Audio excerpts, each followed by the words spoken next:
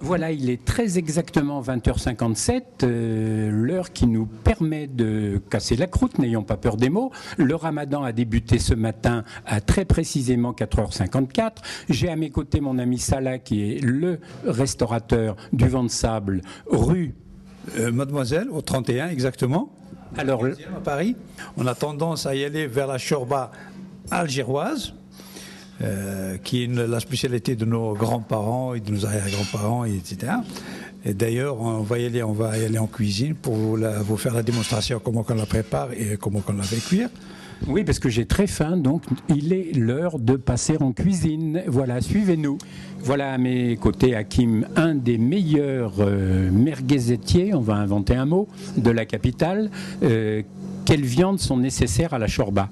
Alors pour la shorba, il y a deux sortes de shorba. Il y en a qui la font au poulet, il y en a qui la font à l'agneau, mais il y en a qui mélangent les deux.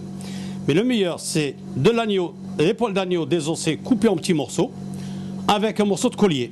Pourquoi le collier? Parce que comme Dieu est équitable, il a donné l'honneur à la viande et le goût à l'os. Alors dans le collier, il y a de l'os. Et dans l'épaule, il y a de la viande. Voilà. Et comme ça, vous aurez la meilleure shorba de Paris. Alors nous sommes au cœur de la cuisine du Vent de Sable. Heureusement, il n'y a pas d'avis de tempête, simplement, comme vous pouvez le constater, une très forte chaleur. Alors Hakim, pour la shorba algéroise, quels sont les ingrédients? On commence par l'huile, là. Alors on commence par l'huile, Salah, bravo. Voilà. Les oignons. Les oignons, la chef cuisinière surveille quand même parce que Salah est assistée. Il y a toute une équipe agréable qui saura vous recevoir. Voilà. Même pour ceux qui ne font pas le ramadan. On incorpore la en viande petits morceaux, et le poulet. La viande, le poulet.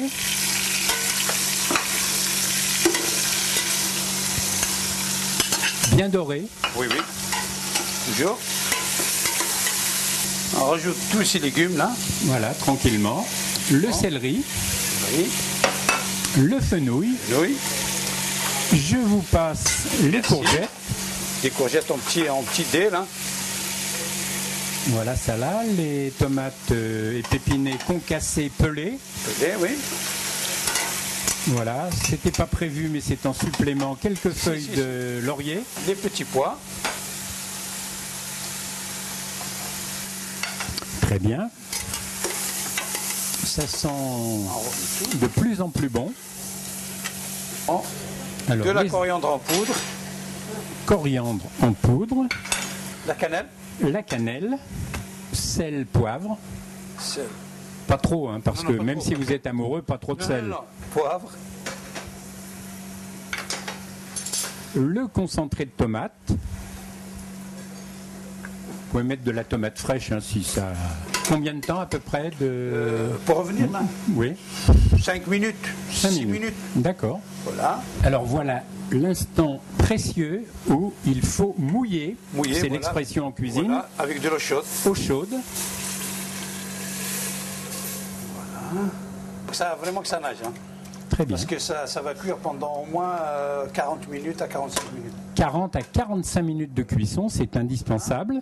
On met le piment entier, mais comme ça, sans le percer. Pas de problème. On finit avec le fric. Alors, un peu de fric dans la shorba. Le fric, c'est pas... Ça n'a jamais fait de mal à personne.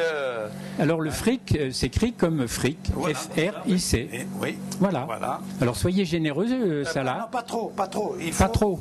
Il faut au moins 3 Alors, poignées. Maintenant. Avant de servir, on met une bonne poignée de coriandre fraîche. Ça, c'est la touche finale. Voilà. C'est le tour de main de notre ami Salah du Vent de Sable. Pour passer à table. Voilà, nous avons la grande joie de nous retrouver dans la salle à manger du restaurant Le Vent de Sable, rue Mademoiselle à Paris dans le 15e. Alors Salah, c'est l'instant solennel où on a jeûné toute la journée et maintenant on peut se restaurer. Quelle est la tradition? Pour la rupture du jeûne, nous commençons toujours par des dattes et du lait fermenté. Ça, c'est une vraie bonne shorba parce qu'elle n'est ni trop liquide, ni pâteuse. Elle est juste ce qu'il faut. Voilà. Ça, c'est de la shorba. Bien, messieurs. Voilà, bon appétit. Merci, bon appétit.